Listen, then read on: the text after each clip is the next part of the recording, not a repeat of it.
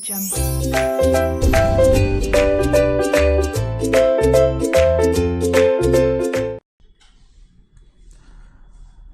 बच्चा, a very very good afternoon to everyone and let me welcome you all to CA Inter. ठीक है, चलिए सबसे पहले बेटा पहला काम क्या है, भगवान के दर्शन। सारे बेटा हाथ जोड़ के पहले भगवान के दर्शन कर लो, क्योंकि आप लाइफ में अपना एक बहुत ही इंपॉर्टेंट काम शुरू करने जा रहे हो। हम अगर बात करें दोस्तों, सीए की पढ़ाई एक्चुअली में अब स्टार्ट होती है। सर फाउंडेशन क्या था बच्चा? फाउंडेशन सिर्फ एंट्रेंस था, राइट? फाउंडेशन क्या होता है बच्चा? फाउंडेशन सिर्फ एंट्रेंस होता है। जो रियल स्टडीज हैं हमारी, वो एक्चुअली में आज शुरू होने जा रही है, दैट इज सीए इंटरमीडिएट। देखिए, मैं आपको सीधा, आज फर्स्ट डे है, सारा बच्चों को मेरे साथ, मैं आपको सीधा पहले ये नहीं स्टार्ट कर दूंगा कि अकाउंट्स में क्या है। पहले थोड़ी सी हम चीजें सीखेंगे कि हमारा जो हम सीए इंटर है, जो हम सारा प्लान कर रहे हैं, सीए इंटरमीडिएट के अंदर हमारे पास क्या क्या चीजें हैं, राइट? सो पहला हमारा सीए इंटरमीडिएट का सिलेबस क्या है। जो first thing which we have to understand, sir हमारा सिलेबस क्या है, हमारे सब्जेक्ट्स क्या हैं। We should know about all these things. हमें ये सारी चीजों का बहुत अच्छे से पता होना चाहिए, ठीक है? बिकॉज आप सीए इंटरमीडिएट स्टार्ट कर रहे हो, बट यू शुड नो कि आपके पास यहां पर क्या क्या सब्जेक्ट्स हैं। चलिए सबसे पहले सब्जेक्ट वाइज स्टार्ट करते हैं। Intermediate is divided into two groups. Group 1, as you know, accounts. चलो भाई, ये तो है ये 100 मार्क्स का। CMA, that is cost and management accounting, tax and law. ये आपके 4 सब्जेक्ट्स हैं जो आप यहां पे स्टडी करते हो। बेस्ट बात बेटा, सारा पेपर आपका सब्जेक्टिव है। सो पहले दोस्त ये थोड़ा सा समझ ले कि हमारा सिलेबस क्या है। हम पढ़ते तो सारा साल रहेंगे, बट हमें पहले थोड़ा पता होना चाहिए बेस क्या है, सिलेबस क्या है। सो पहले फंडा क्या है बच्चा कि आपको अकाउंट, सीएमए, टैक्स, लॉ, ये 4 सब्जेक्ट्स आपको है। सब्जेक्टिव पेपर होने आप लोगों के। और एक बात और बहुत अच्छे से याद रखिएगा, 100 marks each subject, minimum passing marks. A very good afternoon बच्चा लोग, to the online students, very very good afternoon. Minimum passing marks for CA intermediate is 40। Minimum 40 आने जरूरी हैं, याद रखिएगा, बट 40 तो बच्चे लेकर आते हैं, ठीक है? हम लोग का टारगेट 40 नहीं है भाई। हम लोग क्या सोचते हैं कि एटलीस्ट इतनी मेहनत करें कि 60 प्लस मार्क्स सब्जेक्ट वाइज लेकर आने की कोशिश करें। 60 प्लस क्यों, मैं आपको बताता हूं। 60 प्लस को कहा जाता है एग्जम्पशन। एग्जम्पशन, ये बात याद रखिएगा। 60 प्लस का टारगेट हमारा होना चाहिए सीए इंटरमीडिएट में। बच्चा बोलता है सर मेरे +2 में तो 95 आए थे। बेटा वो सपना था, ठीक है? मैं ये नहीं कह रहा कि सीए इंटर में नहीं आ सकते। तो अभी आप वो सोच से नहीं चलोगे। सर सिर्फ 60 प्लस की आप टारगेट दे रहे हो। यस मेरे बच्चा, मैं कह रहा हूं 60 प्लस का टारगेट हमारा रहेगा। 70, 80 वो आपकी श्रद्धा और आपकी मेहनत है, याद रखिएगा। 60 प्लस को हम कहते हैं एग्जम्पशन, ठीक है? यहां पर हमें चाहिए पूरी डिटर्मिनेशन। ये आपके जो 4 सब्जेक्ट्स हैं, याद रखिएगा, इसमें आपको एग्रीगेट मार्क्स चाहिए होते हैं पास होने के लिए 200। 400 में से 200 विद 40 इन ईच सब्जेक्ट। अगर आपका ये नहीं आता तो आप इंटरमीडिएट ग्रुप 1 क्लियर नहीं कर पाओगे। मान लो एक सब्जेक्ट में आपके आ गए 70, मान लो एक सब्जेक्ट में आ गए 80, एक सब्जेक्ट में आ गए 90, एक में आ गए 39, रह गया बेटा। इस बच्चे को क्या बोलते हैं? बेचारा बदकिस्मत बच्चा। मेरी बात समझ रहे हैं? तो हम लोगों ने बेटा अपने हार्डवर्क से अपने लक को जगाना होता है। देखो हम कहते हैं यार लक तो चलो ठीक है, मैं मानता हूं काम करता है, बट मेरा मानना यह है, a real man is a man who makes his own luck. तो अपने हार्डवर्क से इस 39 को हटाना है और इसको 93 बनाना है। ये बात दिमाग में रखिएगा, ये टारगेट अपना लाइफ में होना चाहिए। सो हम लोगों ने सबसे पहले टारगेट क्या करना है बेटा कि हम लोग हर सब्जेक्ट में एटलीस्ट 60 प्लस का टारगेट लेके चलेंगे in every subject. I am talking about, बेशक 200 पास मार्क है, पर हम 240 लेके चलेंगे। हमारे लिए पास मार्क क्या रहेगा? 240, अगर हम सही में इसको करना चाहते हैं तो। नेक्स्ट, ग्रुप 2 का सेम फंडा बच्चा, आपके पास 4 सब्जेक्ट्स हैं। अकाउंट्स सर पीछा नहीं छोड़ेगा, वो गाना सुना हुआ, तेरा पीछा ना छोड़ूंगा मैं सनम, बस यही वो चीज़ है बेटा। अकाउंट्स बच्चा तुम्हें फाउंडेशन से शुरू हो जाता है, इंटर फाइनल तक चलता रहता है, ये तुम्हें कभी तुम्हारा साथ नहीं छोड़ता। तो याद रखिएगा। फिर है ऑडिटिंग एश्योरेंस, फिर है EISSM। बच्चे बोलेंगे सर क्या होता है, सब बताने जा रहा हूं बेटा। बच्चा प्लीज इसको बंद कर दें गेट को। EISSM क्या है बच्चा, सब आपको बताता हूं। इसके बाद नेक्स्ट FME को क्या है, इसके बारे में भी डिस्कस करेंगे, हम सारी बातें डिस्कस करेंगे बच्चा। ये हमारे पास 4 सब्जेक्ट्स हैं, सेम पैटर्न होता है, याद रखिएगा। 200 मार्क्स आपको चाहिए, मिनिमम 40 इन ईच सब्जेक्ट, मिनिमम 40 इन ईच सब्जेक्ट। तो ये दोस्त आपका ग्रुप 2 का पैटर्न रहता है, ठीक है। और हमारा टारगेट वही है 60+ in each subject, because that is called as exemption. अब फंडा क्या होता है आपको बताता हूं। मान लीजिए मैं 60+ का टारगेट क्यों लेके चलता हूं। मान लो कभी गलती से किसी बच्चे के मान लो इसमें 38 आ गए, देखो मैं बड़ी फैक्ट की बात कर रहा हूं। मान लो 38 आ गए, मान लो एक सब्जेक्ट में आ गए 65, एक सब्जेक्ट में आ गए मान लो 55, एक सब्जेक्ट में आ गए सपोज कर लो उसके 50, तो उसको अब ये पेपर दोबारा नहीं देना पड़ेगा, इसको कहते हैं exemption. Suppose you are not passing in a group. आप बोलोगे सर फर्स्ट डे नेगेटिव बात बता रहे हो। बच्चा मैं नेगेटिव बातें इसलिए कर रहा हूं थोड़ी बीच बीच में, ताकि आप लोग अभी से जाग जाओ। आप सोचो ना, रिजल्ट आने के पहले मैं क्यों शुरू कर रहा हूं, इसलिए शुरू कर रहा हूं बिकॉज हमारे पास मैक्सिमम टाइम हमें मिले रिवीजन का। हमें मैक्सिमम टाइम चाहिए इस चीज के लिए, जितनी रिवीजन करोगे उतना अच्छा होता है।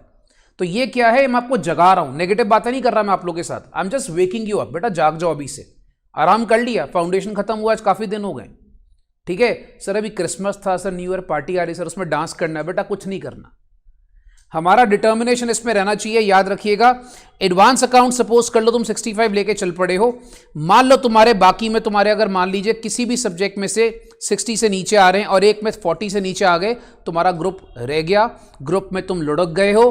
बट 60+ का बेनिफिट ये होता है कि तुम्हें वो एग्जाम दोबारा नहीं देना पड़ता। This is called as exemption benefit, right. So I hope everybody understood कि एग्जाम्पशन बेनिफिट क्या होता है। इसलिए मैं कहता हूं टारगेट ही करो 60+। इसलिए मैं बोलता हूं तुम 60+ सोच के चलो। कई बार कहते हैं ना, बड़े बुजुर्ग कहते थे बेटा 60 सोचेगा तो 50 आएंगे। इसलिए मैं कहता हूं सोचो 70 की, 60 आएंगे।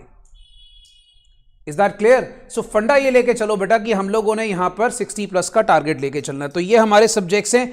आइए थोड़ा सब्जेक्ट से मिलते हैं। पहला ग्रुप 1 अकाउंट्स।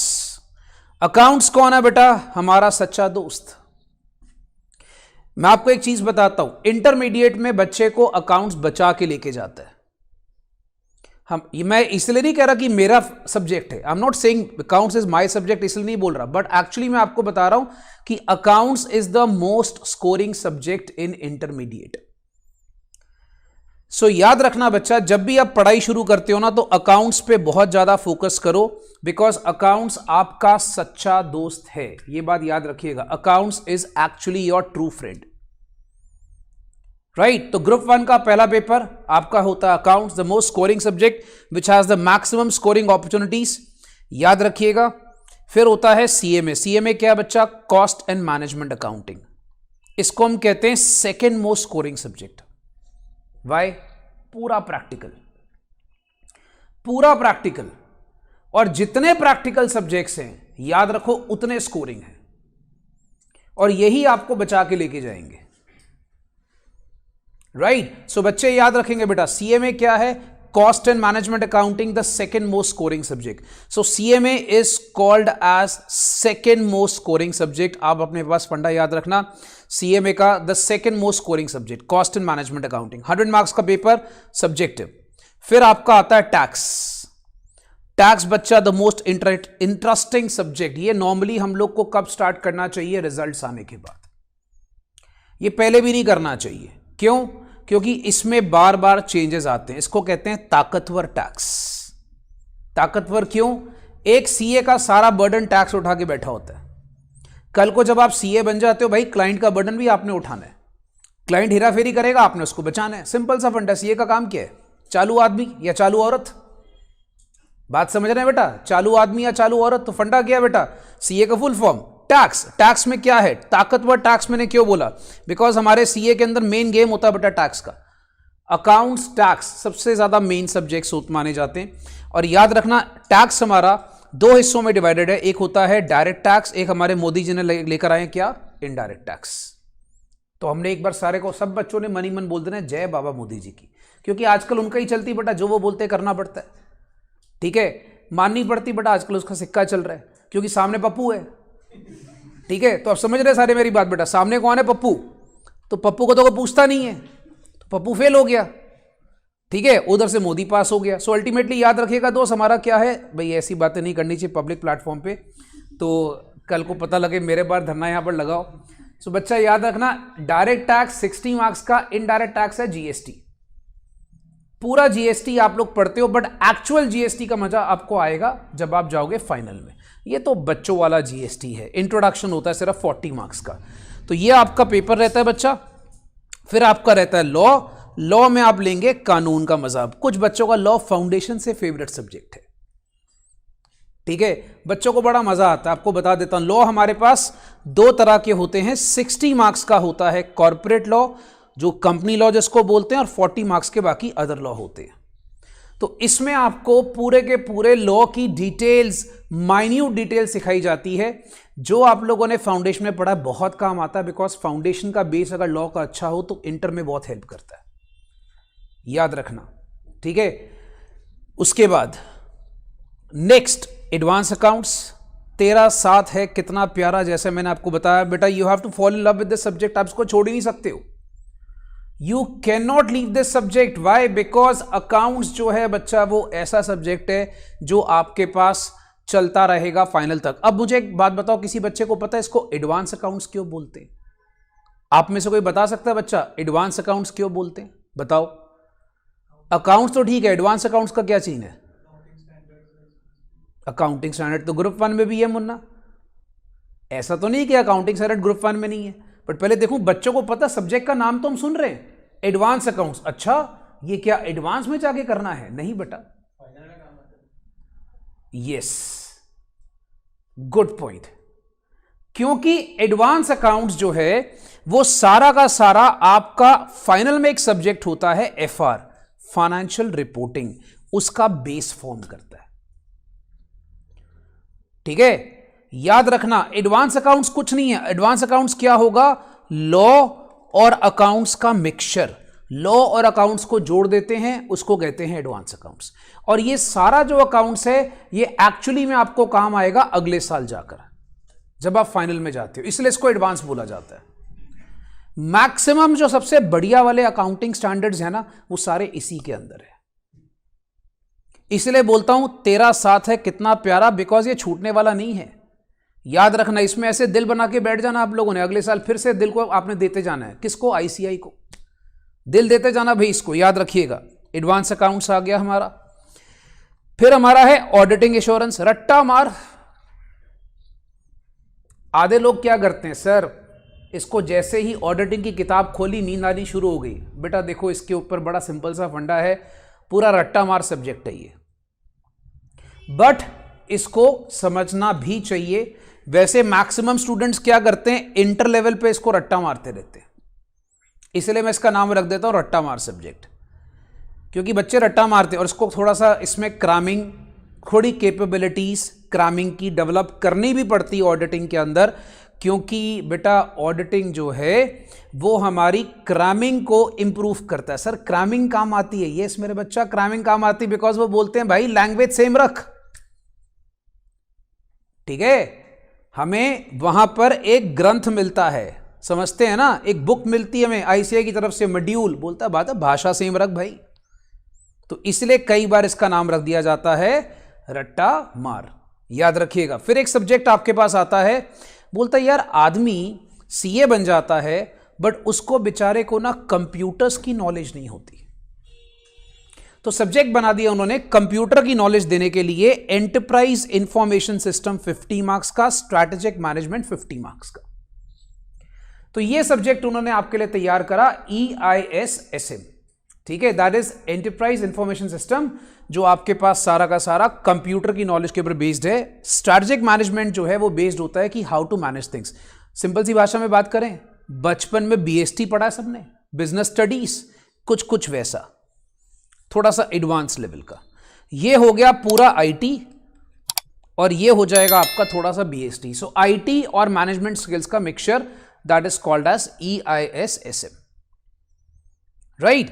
फिर आपके पास एक सब, आपको कह सकते हैं बेटा इसको आपको क्या बनाना चाहते हैं, कंप्यूटर के महाराणा प्रताप, कहते हैं भी आपको कंप्यूटर भी आना चाहिए ऑब्वियसली। फिर एफएमई को देखो, एफएमई को का सीन बड़ा अच्छा सिंपल है, आपने गाना सुना होगा, पैसा पैसा करती है। एग्जैक्टली बेटा, फाइनेंशियल मैनेजमेंट, आप सीए बन जाते हो और आपको फाइनेंस को मैनेज करना नहीं आता ढक्कन। सीए का काम क्या होता है, पैसा पैसा बचाओ, क्लाइंट का पैसा बचाना है बेटा, क्लाइंट का पैसा बचाना है। सो अल्टीमेटली याद रखिएगा, पैसा पैसा करती है, इसलिए बोलता हूं। इसलिए इसके अंदर एक सब्जेक्ट आता है financial management, how to manage finances, right.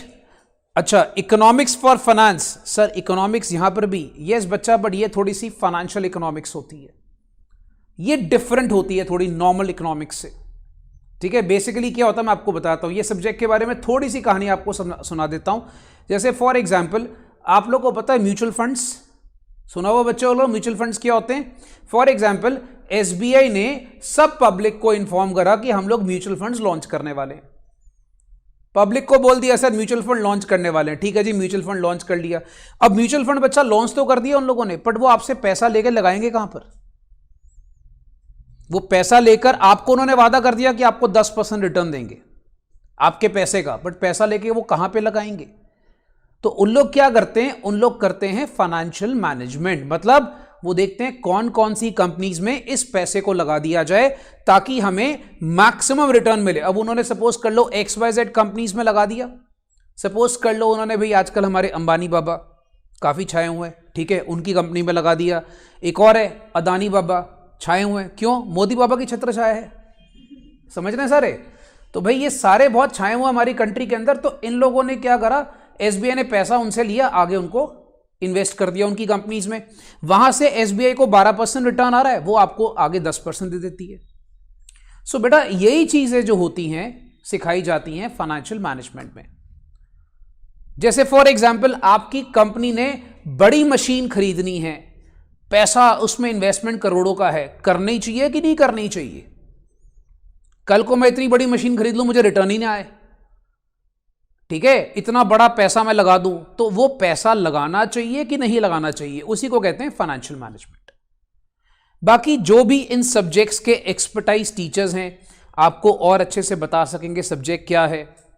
फिलहाल हमारा सब्जेक्ट क्या है बच्चा पढ़ने वाला, वो है अकाउंट्स ग्रुप 1। हमारा फोकस क्या रहेगा बच्चा, हम पहले के पहले सारा ग्रुप 1 पे फोकस करेंगे।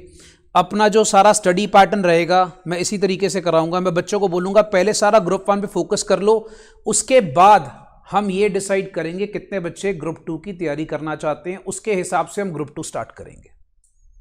पहले फोकस किया है बेटा ग्रुप 1 खत्म करो, क्योंकि बच्चे दो तरह के होते हैं, सर हमने दोनों ग्रुप देने हैं, सर हमने सिंगल ग्रुप देना है। ये बड़ा कॉन्ट्रोवर्शियल, बहुत झमेले वाला क्वेश्चन है, बड़ा कॉन्ट्रोवर्सी आती है, दोनों ग्रुप देने हैं कि सिंगल ग्रुप देना है। हर एक का अपना एडवांटेज है भाई। अभी से आप लोग के मन में आना शुरू हो जाएगा, सर अपना अटेम्प्ट आएगा नवंबर 2021 में, अभी दोनों ग्रुप की तैयारी करें कि सिंगल ग्रुप की करें। बेटा अभी फोकस आप फर्स्ट ग्रुप पे करिए, सिर्फ इसी पे फोकस करिए। उसके बाद कुछ महीनों के बाद अप्रॉक्सीमेटली आप कह लो भी अप्रैल या मई के मंथ में डिसाइड करो कि भाई ग्रुप 2 शुरू करना है, तो डेफिनेटली करो, ठीक है। अब बहुत सारे लोग आपको बोलते होंगे यार सीए इंटर का रिजल्ट आता है 15%, 20%, 30%, बोलते हैं लोग, डराते हैं, कोई सीनियर मिलता है डराता है, हो मैं तो पढ़ पढ़ के मर गया, पास नहीं हुआ। बेटा देखो प्रॉब्लम क्या है, मेजॉरिटी लोग आपको डराएंगे, बट मैं आप लोगों से एक वादा करता हूं कि अगर आप मेरे 10 प्रिंसिपल्स जो मैं आपको यहां दिखाने जा रहा हूं, अगर आप यहां पर वो 10 प्रिंसिपल्स फॉलो करते हो, शरीफ बच्चे उसको नोट भी कर लेंगे, 10 प्रिंसिपल्स आप फॉलो करते हो तो आपको दिक्कत नहीं आएगी इंटरमीडिएट क्लियर करने में। प्रॉब्लम क्या है, इस 10 में से एक भी कम नहीं होना चाहिए, मतलब 10 की बस नहीं करनी हम लोगों ने, ये बात याद रखिएगा, 10 को कंप्लीट करना है पूरा। कैसे, मैं आपको समझाता हूं। देखिए सबसे पहला फंडा क्या है, how to clear CA intermediate in first attempt. Because आप मेजॉरिटी लोगों से पूछोगे, बोलेगा यार मैं तो इतने अटेम्प्ट दिए, होता ही नहीं। क्यों नहीं होता बेटा, क्योंकि तुम ये प्रिंसिपल्स फॉलो नहीं करते। See I tell you guys are special. मैं आपको फाउंडेशन में भी यही बोलता था, CA is not everyone's cup of tea. You have to be special to become a chartered accountant, right? अपने एकदम सही में अपने दिमाग में रखिएगा इस चीज को कि आपको बहुत स्पेशल बंदा होना पड़ता है। सो अगर आप मेरे जो 10 प्रिंसिपल्स हैं उसको फॉलो करेंगे दोस्तों, आपको डेफिनेटली फर्स्ट अटेम्प्ट में सीए क्लियर होगा। पहला प्रिंसिपल, इंटर को क्लियर करने का पहला प्रिंसिपल, इनको हम कहते हैं 10 कमांडमेंट्स या 10 रूल्स। ठीक है, पहले रूल नंबर 1, एक पहले प्रॉपर सारा प्लान सेटअप कर लो। रोज कितना पढ़ना है यह हमें पहले से पता होना चाहिए। Planning is very necessary. ठीक है, याद रखिएगा, प्लानिंग इज वेरी नेसेसरी। शरीफ बच्चा वो जो इसको नोट करेगा दोस्त, बहुत जरूरी है। अभी क्या कॉपी, बेटा पेरेंट्स ने इतने पैसे खर्चा करके कॉपी पेन लेके दिया, यूज करो ना भाई, यूज करिए उसको बच्चा। याद रखिएगा, सबसे पहला काम क्या है, एक जेन्युइन प्लान बनाओ। एक सबसे अच्छा प्लान तैयार करना बहुत ज्यादा जरूरी है। लोग बोलते हैं सीए इंटरमीडिएट क्लियर नहीं होता सर, फर्स्ट अटेम्प्ट में होगा बच्चा। डेफिनेटली होता है, ऐसा कुछ नहीं, नथिंग इज इम्पॉसिबल। याद रखिएगा, it can be cleared in first attempt, but you have to follow 10 rules, 10 commandments. याद रखिएगा, मेक अ जेन्युइन प्लान। रोज हमने कितना पढ़ना है, हमारा कोचिंग का टाइम क्या है, कोचिंग के बाद हमारे को सेल्फ स्टडी का टाइम क्या है, उसके बाद हमने फैमिली के साथ कितना टाइम बिताना है। 24 घंटे को पहले से प्लान करना बहुत जरूरी है।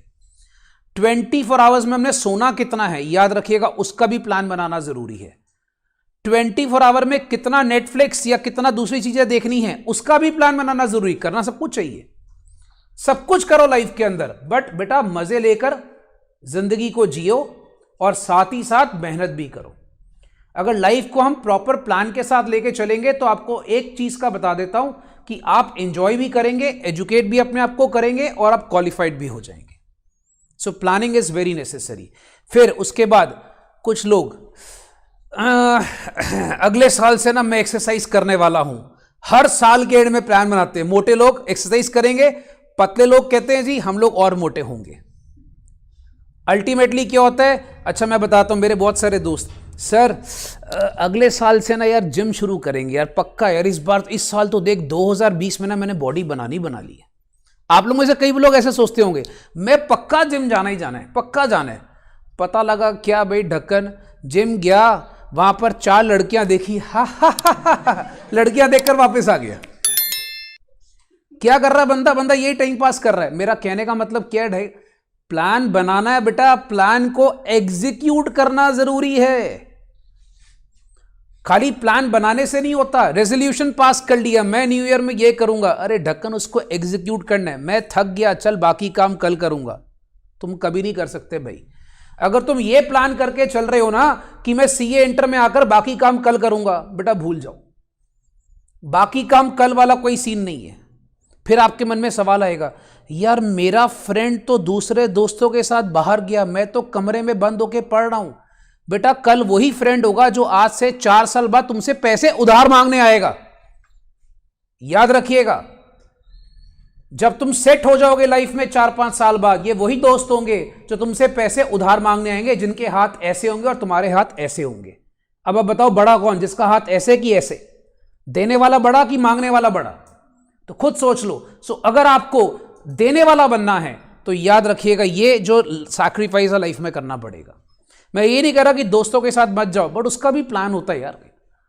ये थोड़ी कि दोस्त ने जब बुलाया, एक दोस्त टपूरी क्या कर रहा है, अकेला बीकॉम कर रहा है, वो तो वेला है, उसको तो कोई काम ही नहीं है, फोन करेगा आजा, आप भी चले जाओगे। मान लो कोई मिस्टर एक्स है, उसकी सहेली अकेली बीकॉम कर रही है, वो बुला रही है उसको, गाना गा के पिया तू अब तो आजा, और वो मोनिका करते ऐसे ऐसे करके चला गया। अरे भाई ऐसे नहीं करना अपने को, कोई मोनिका नहीं अपनी लाइफ के अंदर। याद रखिएगा, ये सब हरकतें करनी है तो सीए अभी छोड़ दो बेटा, पेरेंट्स के पैसे मत वेस्ट करो, सिंपल सी बात है। ये बातें दिमाग में रख लो। मैं ये बातें आपको इसलिए फ्रैंकली बता रहा हूं कि ये अभी से अक्ल कर लो, क्योंकि आपकी इंटरमीडिएट का आज पहला दिन है, ठीक है। दूसरी बात, मेरे भाई का बर्थडे है, मेरे जीजू की एनिवर्सरी है। अरे तुम्हारी दीदी की एनिवर्सरी जीजू एक ही बात हो गई बेटा। ये सारी चीजें जो होती है ना, इसका भी प्रॉपर सोच के सिस्टम करना पड़ता है। अगर आपको पता है, मैं ये नहीं कह रहा कि मत जाओ, अगर आपको पता है कि मुझे वहां पर इस एनिवर्सरी में जाना जरूरी है तो उसके लिए जो टाइम वेस्ट होगा उसको पहले से मेकअप करो। मेरी बात समझ में आ रही है? You can say make up the time. So सिर्फ प्लान को बनाना नहीं होता, प्लान को एग्जीक्यूट करना बहुत ज्यादा जरूरी होता है। अगर तुम प्लान को एग्जीक्यूट नहीं करोगे और तुम ये सोचोगे कि मैं आगे चला जाऊंगा, कभी नहीं होगा। दूसरी बात, तीसरी, भाई साहब अपने फोन से ना कैंसर अनइंस्टॉल कर दो। एग्जाम के 3 महीने पहले, मान लो नवंबर में एग्जाम है, अभी तो चलो काम आएगा, ठीक है, एग्जाम के 3 महीने पहले एफबी, इंस्टा, ये सब चीजें उड़ा देनी फोन से या उनको ब्लॉक कर देना है एग्जाम के कम से कम 3 महीने पहले, क्योंकि ये कैंसर है। समझ रहे हैं? ये इंसान को खा जाता है धीरे धीरे। This is a bloody cancer.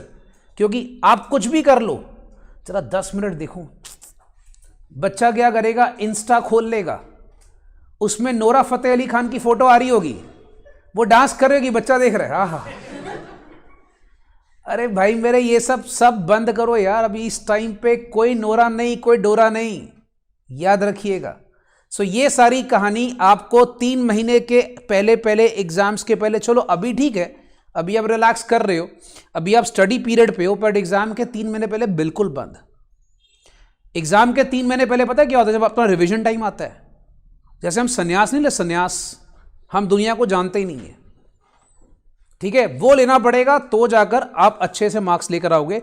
Sir हम रिलैक्स कैसे करें? बेटा अच्छा सा सॉफ्ट म्यूजिक सुनो। सॉफ्ट म्यूजिक मतलब ये नहीं लक टू टू, वो बच्चे वहां डांस करना शुरू कर देंगे, वो सब नहीं सुनना। अच्छा सा कोई मेडिटेशन वाला म्यूजिक सुनो, उसको सुनो, माइंड को रिलैक्स करो। बहुत अच्छी चीज होती है माइंड को रिलैक्स करने के और भी तरीके। सोशल मीडिया क्या होता है, मैं आपको बताता हूं क्यों आपको खराब करता है। आप सारा दिन अपनी आंखों को स्ट्रेस दे रहे हो, पढ़ पढ़ के किताबों के अंदर घुसे हो, और आजकल तो बच्चे जितना ऑनलाइन क्लास में लगे हुए हैं उतना तो बच्चे उनका स्क्रीन टाइम तो वैसे भी बढ़ गया है, और उसके बाद बच्चा फिर से फोन और लैपटॉप देख रहा है, तो आंखों को रिलैक्स ही नहीं मिल रहा। तो give relaxation to your eyes, that is very necessary. Next, ये फंडा याद रखना बेटा, रिवाइज डेली, ये बहुत जरूरी है। मैं आपको बताता हूं, आपको हर टीचर एक दिन के अंदर एक लिमिटेड काम कराता है, ठीक है। आपको एक बात पता है, क्लास में सुनी गई बात को अगर आप 24 घंटे के अंदर रिवाइज कर लो तो हमारे ब्रेन की परमानेंट मेमोरी में चली जाती बात। ब्रेन के अंदर 2 सेक्शन होते हैं, टेम्पररी, परमानेंट। याद रखना, अगर आपने क्लास में कोई बात सुनी और आपने उसको माइंड पे रिटेन कर लिया दोस्त, तो वो परमानेंट मेमोरी में चली जाएगी। तो एटलीस्ट क्या करना है कि इस तरह से प्लानिंग करो कि जो तुमने क्लास नोट्स आज लिखे हैं ना, जो आज का काम है वो आज ही रिवाइज कर लो। अगर मान लो टीचर ने होमवर्क दिया, क्या होमवर्क मिलता है, 1 2 3 4 सम, वो कर लिए। अब जैसे मैं आपको अपना रूटीन बताता हूं, मैं अकाउंट्स की बात करता हूं, मैं बच्चों के लिए क्या प्लान कर रहा हूं। बच्चों को मैं मंडे से फ्राइडे क्लास दूंगा, सैटरडे संडे अकाउंट्स होगा ही नहीं आपका। क्यों नहीं होगा सर? हर संडे टेस्ट सीरीज के हिसाब से कुछ ना कुछ प्लान करेंगे, ताकि बच्चे को सैटरडे का दिन पूरे हफ्ते का रिवाइज करने का टाइम मिल जाए। सो हम लोग इसी तरीके से चलेंगे, Monday to Friday accounts, Saturday revision, self study, और संडे उसका टेस्ट। तो बच्चे अगर इस चीज को दिमाग में रखेंगे तभी तुम इस चीज को हमेशा, कहते हैं ना, फॉर एवर रिटेन कर सकोगे। फिर आईसीआई के मॉड्यूल इग्नोर नहीं करने बेटा, इंटर में तो बिल्कुल नहीं करने। याद रखना, इंटर में आईसीआई के मॉड्यूल भी करने। आपको बताता हूं, स्पेसिफिकली 2 सब्जेक्ट्स का पेपर आपको आईसीआई के मॉड्यूल से आता है। जो मैं आपको बुक दूंगा ना, जो मेरी बुक होगी, जो मैं आपको इंटर में दूंगा, उसमें स्पेसिफिकली एक सेक्शन होता है लास्ट में, हर चैप्टर के लास्ट में उस पर लिखा होगा आईसीआई क्वेश्चंस या स्टडी मटेरियल क्वेश्चंस। मेरी किताब के हर लास्ट के, सपोज पहले आ गए 30 क्वेश्चन आ गए, लास्ट में 15 क्वेश्चन और होंगे। कौन से होंगे बेटा? वो आईसीआई के होंगे।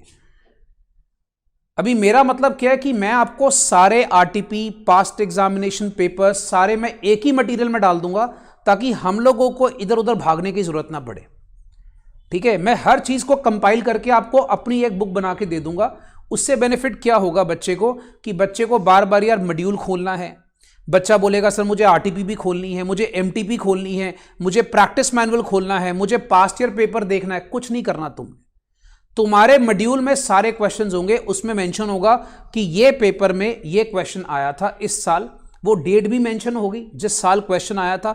स्टडी मटेरियल का क्वेश्चन होगा तो स्टडी मटेरियल वो मेंशन होगा कि ये स्टडी मटेरियल का क्वेश्चन है। तो याद रखना आईसीआई के मॉड्यूल इंटर में बिल्कुल नहीं इग्नोर करने, स्पेसिफिकली 2 सब्जेक्ट्स के लिए अकाउंट्स और टैक्सेशन का सारा पेपर वहीं से आता है, बिल्कुल नहीं इग्नोर करना। और अगर मान लीजिए कोई भी XYZ टीचर आपको पढ़ा रहा है, अगर वो आपको मॉड्यूल अपना दे रहा है तो उसमें ये चीज श्योर होनी चाहिए कि सारे आईसीआई के क्वेश्चंस हो, क्योंकि पेपर सेम टू सेम से छाप देते हैं उन लोग आईसीआई वाले इसके अंदर। और RTP must do revision test papers. तो मैं बच्चों के लिए यही करने जा रहा हूं कि मैं बच्चों को किताब दे दूंगा एक, भाई सब कुछ उसके अंदर है, तेरी टेंशन खत्म, तूने 4-5 किताबें नहीं खोलनी, मैं ये भी कर लूं, मैं वो भी कर लूं, कुछ नहीं करना। ओके, उसके बाद focus on quality rather than quantity.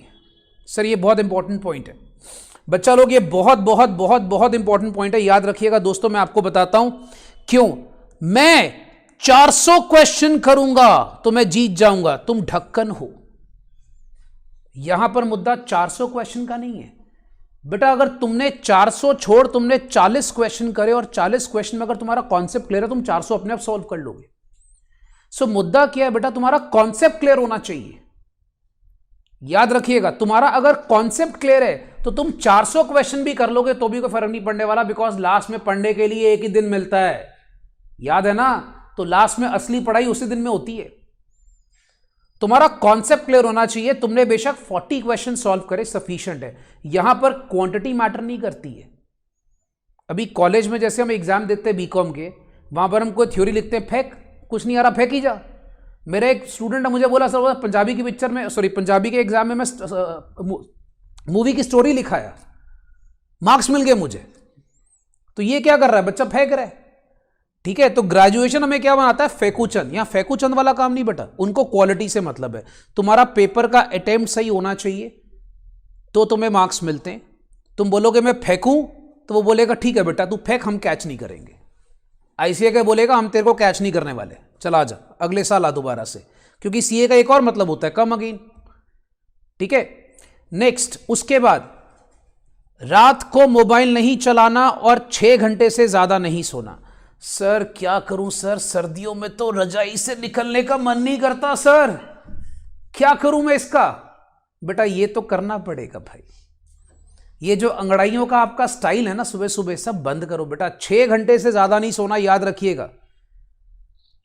अगर तुम 6 आवर से ज्यादा स्लीप करते हो ना, वैसे भी आपकी एज में एक चीज बता, लोग बोलते हैं 8 घंटे सोना, बेटा हमें डॉक्टर ने बोला है। और ढक्कन वो बुड्ढों के लिए होता है। वो 60 साल 65 साल 70 साल के ऊपर वालों को बोलते हैं कि तुम 8 घंटे सो, वो भी नहीं सोते। आप पूछ लेना, आपके डैड से पूछना, आपकी मॉम से पूछना, अपने ग्रैंड पेरेंट्स से पूछ लेना, वो भी नहीं सोते होंगे 8-8 घंटे, because they are hard working. वो बेचारे मेहनत कर रहे हैं आपका करियर बनाने के लिए। तो आप भी तो कर सकते हो ढक्कन। 6 घंटे सोना है, 6 घंटे के ऊपर नहीं सोना अपने को। तो 24 घंटे में से 6 घंटे सोना, 18 घंटे प्लानिंग करो। 6 घंटे सोने को मिल रहा है। और 6 घंटे मतलब ये नहीं कि हर 6 घंटे बाद सोना है। कुछ बच्चे मेरे को, क्या मैं लास्ट टाइम बच्चों को बता रहा था, सर हर 6 घंटे बाद सोना है। तो मतलब उन्होंने क्या करना है, 24 घंटे में से 4 बार सो गए वो। तो ऐसी प्लान नहीं करना भाई, याद रखना। मतलब इसलिए मैंने वर्ड यूज करा not more than 6 hours and only for 6 hours. So हमारे पास 18 घंटे हैं बाकी डे प्लान करने के लिए। और एक चीज और, कुछ बच्चे क्या करते हैं, किताब खोली, पढ़ रहे हैं तो पागलों की तरह पढ़ रहे हैं। Don't do that. Always take short breaks, it is very necessary. पता है कि हम शॉर्ट ब्रेक्स लेते नहीं है, बहुत गड़बड़ वाला सीन है। फिर आप नोटिस करोगे जब आप 1-1.5 घंटा पढ़ लोगे ना, तो आप खुद थोड़े से पागल से हो जाओगे, अजीब सा फील होगा, मन करेगा अपने बाल नोच लूं। कोई छोटा भाई बहन पास अब उसको भगाओगे, गालियां निकालोगे, करते हो ना आप लोग ऐसे normally. If I am not wrong, आप लोग ऐसे करते हो। छोटा भाई बहन कोई पास आ गया, उसको गाली निकाल के भगा दोगे, ठीक है, या उसको डांट दोगे। You are actually taking out your frustration on them. Don't do that, take short breaks. पढ़ाई को ओवरबर्डन मत करो यार, शॉर्ट ब्रेक्स लो, ठीक है। और एक चीज बहुत जरूरी है, 18 घंटे में से कम 20 मिनट आप लोगों ने कुछ फिजिकल एक्सरसाइज जरूर करनी है। कहते हैं healthy body leads to healthy mind. आप नोटिस करोगे एग्जाम डेज आते हैं, मैंने गर्ल्स को तो नहीं, बहुत सारे बॉयज को देखा है, इतनी इतनी दाढ़ी बढ़ा लेते हैं जैसे उनको छोड़ के चली गई हो, देवदास बन जाएंगे, और पेट इतना जैसे चौथा महीना चल रहा उनका, ठीक है। अरे भाई क्यों, क्या तुम्हें प्रॉब्लम क्या है, ठीक है। तुम्हें कौन सा कुर्सी से बांध के रख दिया था भाई। मेरे याद रखिएगा, कम से कम 20 मिनट का वर्कआउट जरूरी होता है दिन में, और प्लानिंग के साथ हम हर चीज अटेम्प्ट कर सकते हैं, याद रखिएगा। And the last and the most important, हमारा पास्ट अटेम्प्ट पेपर्स को प्रैक्टिस करना जरूरी है। ये तो चलो मैं आपको क्लास में ही करा दूंगा। सो ये बातें याद रखिएगा, जो 10 चीजें हैं, अगर आप इसको अपने दिमाग में रख रहे हैं फिर आपको प्रॉब्लम नहीं आएगी। Right, I hope it is clear. बेटा online students, I hope everything is clear to you. Sir आज पहले दिन आप ये सब बातें बहुत ज्यादा बतानी जरूरी, बिकॉज हम इंटर में आ जाते हैं बट हमारा प्लानिंग स्ट्रैटेजी कुछ नहीं होता। याद रखिएगा, जो बंदा स्ट्रैटेजी बना रहा है, जो प्लान कर रहा है, वो ही सक्सेसफुल है। ओके, चलिए अब स्टार्ट करते हैं बच्चा, बातें बहुत हो गई। अकाउंट्स का सिलेबस क्या है हमारा, अपने सब्जेक्ट को स्टार्ट करते हैं। सर सिलेबस बताओ, ठीक है, सिलेबस बताओ सर, सिलेबस क्या है। लो भाई सिलेबस सुनो दोस्त, पेपर अपना 100 नंबर का है, सारे बच्चे जानते हैं। तो सिलेबस का सीन ऐसा है बेटा, सबसे पहले तो बेटा ये है हमारे अकाउंटिंग स्टैंडर्ड्स। हमारे सिलेबस में ग्रुप 1 के अंदर अकाउंटिंग स्टैंडर्ड थोड़े से कम हैं और थोड़े इजी हैं, क्योंकि मैक्सिमम अकाउंटिंग स्टैंडर्ड आपके चलेंगे ग्रुप 2 में, तभी उसको कहते हैं एडवांस अकाउंट्स, ठीक है। याद रखिएगा, AS1 है, AS2 है, AS3 है, AS10 है, 11 है, 12 है, 13 है, 16 है। अब एक बात याद रख लो दोस्त, अकाउंटिंग स्टैंडर्ड्स यहां पर इतने इंपॉर्टेंट है कि 20 से लेकर 25 नंबर का पेपर अकाउंटिंग स्टैंडर्ड से आता है। आप सोचो कितना इंपॉर्टेंट है। दूसरी बात, पहला कंपलसरी क्वेश्चन आता होता है आपको, मैं भी पेपर पैटर्न भी बताऊंगा, अकाउंट्स का पेपर पैटर्न क्या है मैं भी आपसे डिस्कस करूंगा, चिंता मत करो। पहला कंपलसरी क्वेश्चन आता है, फर्स्ट क्वेश्चन कंपलसरी होता है, ठीक है। उसमें क्या आते हैं बेटा, उसमें ना 5 मार्क्स के 4 क्वेश्चन होते हैं, 5 मार्क्स के 4 क्वेश्चन होते हैं उसके अंदर, 5 marks each, I should say 5 marks each. वो ज्यादातर सारे अकाउंटिंग स्टैंडर्ड्स के होते हैं, वो ज्यादातर सारे अकाउंटिंग स्टैंडर्ड्स के होते हैं। तो अकाउंटिंग स्टैंडर्ड्स हमारे सिलेबस का बेस है, it's very very important. You can से this is the pillars of the accounting syllabus. जैसे बिल्डिंग पिलर्स के बगैर खड़ी नहीं हो सकती, अगर आपको अकाउंटिंग स्टैंडर्ड नहीं आते तो आप इसमें पास नहीं हो सकते। ओके, नेक्स्ट हमारे पास बच्चा सिलेबस में आता है कंपनी अकाउंट्स। कंपनी अकाउंट्स को उन्होंने अप्रॉक्सीमेटली 6 चैप्टर्स में डिवाइड करा। ये क्या है सर, फाइनल अकाउंट्स, सारा statement of PL and balance sheet, but this is companies final accounts. ये क्या है बच्चा ये कंपनीज फाइनल अकाउंट्स है। फिर सीएफएस, सर +2 में करा है, कोई बात नहीं बेटा, +2 में करा है तो अच्छी बात है, पर यहां पर है थोड़ा सा और प्यारा, सीएफएस है हमारा और प्यारा, याद रखिएगा। Cash flow statement, managerial remuneration, ये नया चैप्टर है जो बच्चों ने पहले नहीं करा होता। Profit loss prior to incorporation, new topic जो आपने पहले नहीं करा हुआ। ये सब नए टॉपिक है, जिन पे मैं हैश लगा रहा हूं सारे नए टॉपिक है, जिसका बेस आपने पहले नहीं करा हुआ। Accounting for bonus and right issue नहीं करा हुआ आपने पहले, ये सब नए टॉपिक्स हैं कंपनी अकाउंट्स के अंदर। Then redemption of preference shares, इसका थोड़ा सा पार्ट आपने करा होता है बट मेजॉरिटी पार्ट आपने नहीं करा होता, इसलिए ये भी नया है, ये भी नया है बच्चा टॉपिक आपके लिए। Okay, redemption of debenture, sir +2 में करा है बेटा, भूल जाओ, नहीं करा, क्योंकि जो तुमने प्लस टू में करा है वो बहुत छोटे लेवल का करा है, एक्चुअल टॉपिक इंटर में आता है। ठीक है, अब आप याद करो, फाउंडेशन में हमें इशू ऑफ डिबेंचर था, रिडम्पशन नहीं था, याद है? सिर्फ इशू का पार्ट होता था, रिडम्पशन की डिटेल इंटर में आती है। Then we have some very scoring chapters. ये है हमारा सबसे पिम सेक्शन। पिम का फुल फॉर्म क्या बोलता था बेटा मैं फाउंडेशन में, याद है बच्चों को? प्यार, इश्क एंड मोहब्बत। ऐसी बातें नहीं बच्चे भूलते, शाबाश।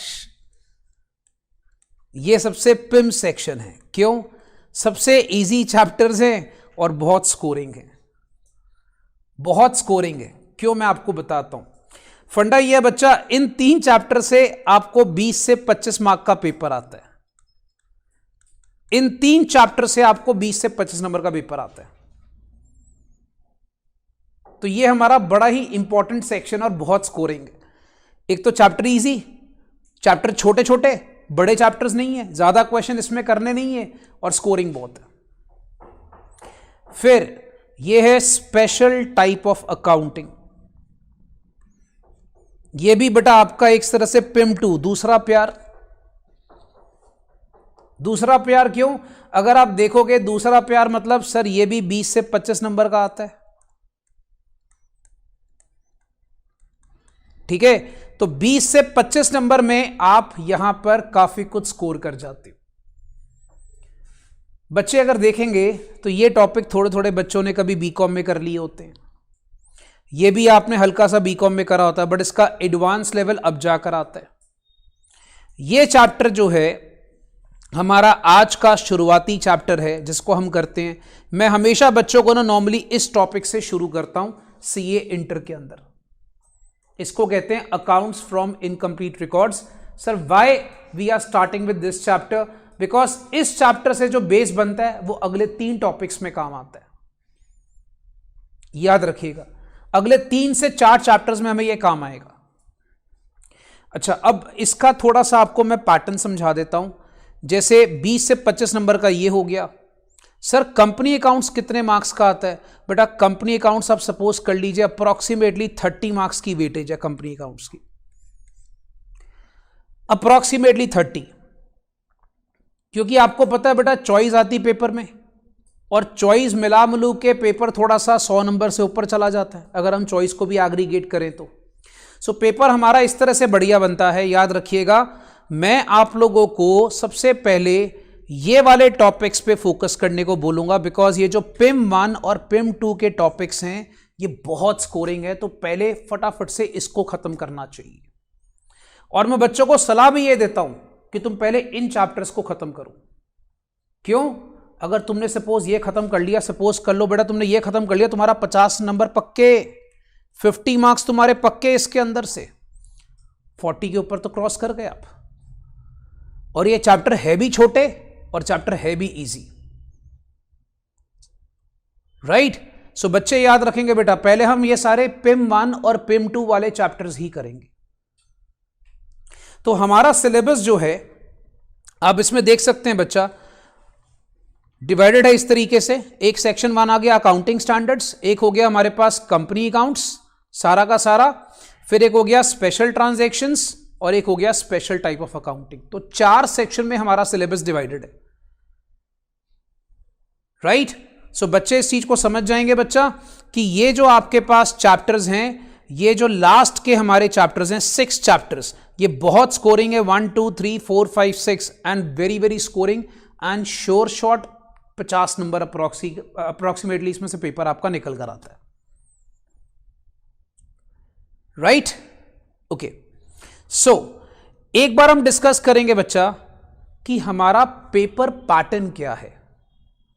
वैसे बच्चों को पता होगा पर आपको बता देता हूं पेपर पैटर्न क्या है बच्चा हमारा।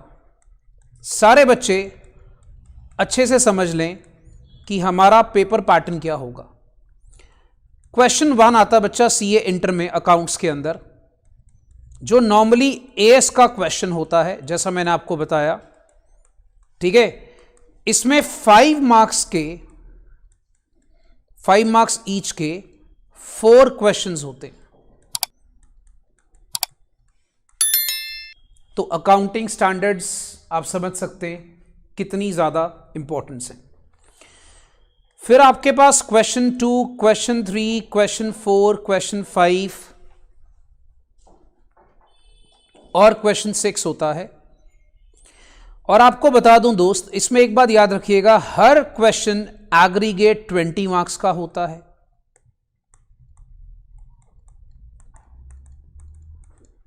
ठीक है, और बाकी बचे कुचे यहां पर आपके पास 5 में से आपको एनी 4 करने होते हैं, any 4। So you have to do any 4 out of that. So आपका 80 मार्क्स यहां से कवर हो गए, 20 ऊपर से कवर हो गए, 100 मार्क्स का पेपर हो गया बेटा।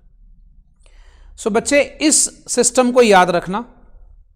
और जनरली क्या होता है, ज्यादातर क्वेश्चन 6 में भी एक अकाउंटिंग स्टैंडर्ड का क्वेश्चन कई बार वो डाल देते हैं। तभी मैं अकाउंटिंग स्टैंडर्ड आपको क्या बोलता हूं, 20 से 25, क्योंकि 20 का तो आना ही है, 20 का तो पक्का है। मैंने 20 से 25 क्यों बोला, क्या होता है कई बार जो छठा क्वेश्चन आता है ना, तो उसमें भी एक 5 नंबर का छोटा अकाउंटिंग स्टैंडर्ड का क्वेश्चन डाल दिया जाता है। और एक बात आपको और बता देता हूं, अगर आप पेपर देखोगे सो आपको मैं एक चीज क्लैरिफाई कर देता हूं कि जो क्वेश्चन 2 है, ऐसा नहीं कि एक ही बड़ा क्वेश्चन आ रहा है 20 मार्क्स का, ऐसा कभी नहीं होता। ऐसा कभी नहीं होगा कि एक बड़ा क्वेश्चन आ जाएगा 20 मार्क्स का। आपको क्वेश्चन डिवाइड कर करके आते हैं।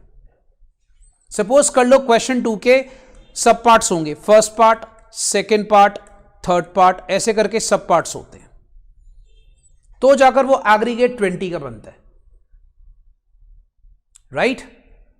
तो आई होप मेरी सारी बातें सारे बच्चों को समझ में आ गई होगी बेटा। राइट? ठीक है जी।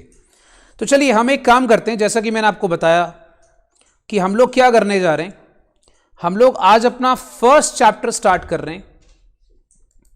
Now this chapter is basically called as single entry system। ये हमारा चैप्टर 1 है। और बच्चे याद रखेंगे बेटा, अब हम लोग इसको पढ़ेंगे कैसे। सर पढ़ेंगे कैसे बेटा? देखो, पढ़ने का अपना सिस्टम बहुत सिंपल रहेगा, मैं आप लोगों को बता देता हूं। आपने 2 चीजें फॉलो करनी है, एक होगी क्लास नोट्स, और याद रखना राइटिंग इज नेसेसरी। कोई बच्चा ऐसा ना हो कि सर क्लास नोट्स ना लिख रहा हो। बच्चा बोलेगा सर ये नोट्स हमें दे दो ना, हम लोग को आप अपने टेलीग्राम चैनल में डाल दो या हमें ऐप में डाल दो, हम वहां पर रख लेंगे, सेव कर लेंगे। बेटा ऐसी गलती मत करना, राइटिंग इज नेसेसरी। बिकॉज आपको पता है बच्चा, accounts is a practical subject, इसमें जितना लिखोगे उतना प्रैक्टिस होगा। तो आपके लिए क्लास नोट्स मेंटेन करने बहुत ज्यादा जरूरी है, नंबर 1। नंबर 2, जो मैं आपको मॉड्यूल दूंगा वो हमने डेफिनेटली अच्छे से प्रैक्टिस कर लेना है। अगर आप सिर्फ ये 2 चीजें कर लेते हो, और तीसरा टेस्ट, अगर आपने टेस्ट नहीं दिए या कोई टेस्ट मिस करा तो फिर आपका एक प्लान जो 10 कमांडमेंट्स में थे, एक उड़ गया। याद रखिएगा। तो आपको याद रखना है बच्चा, क्लास नोट्स, मॉड्यूल और टेस्ट, ये तीनों चीजों का कॉम्बिनेशन होगा हमारा अकाउंट्स का टारगेट। और सर हम अकाउंट्स में 60 प्लस, क्या हम थोड़ा सा टारगेट और बढ़ा लेते हैं, हम 70 प्लस का टारगेट लेके चलते हैं, हम उस हिसाब से लेके चलेंगे। और सर अकाउंट्स में बच्चों आपको बता दूं 70 प्लस लाना बहुत आसान बात है, ईजी होता है और बहुत आसानी से आप स्कोर कर सकते हो, प्रोवाइडेड आपका टारगेट थोड़ा सा ज्यादा होना चाहिए और वर्क हार्ड होना चाहिए उसमें। राइट?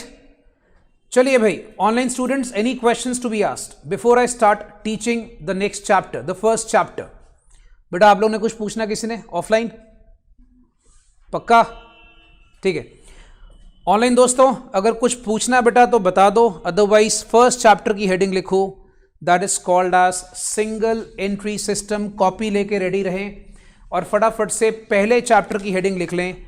इसको हम कहते हैं बच्चा, इसका नाम है सिंगल एंट्री सिस्टम। अकाउंटिंग का हमारा पहला chapter.